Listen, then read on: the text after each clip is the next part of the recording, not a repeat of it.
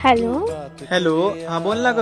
अहो कुठे आहेत? अगं कामावरती आहे, बोल ना. काम करतोय. काय झालं ग? अहो मला आहे ना तुमच्या शर्टाचा नंबर सांगा ना किती आहे? काय म्हणली? मला तुमच्या शर्टाचा नंबर सांगाल का? हा सांगतो ना का, पण काय काय काय काय झालं? मला तुला माझ्या शर्टाचा नंबर कशाला पाहिजे? तुम्हाला द्यायचा आहे का नाही? हा देतो ग. बर सांग पहिलं तू सांग. अहो मी ना इथे मार्केट मध्ये आली आहे. मला इथे एक शर्ट आहे, खूप आवडलाय म्हणून. हो का?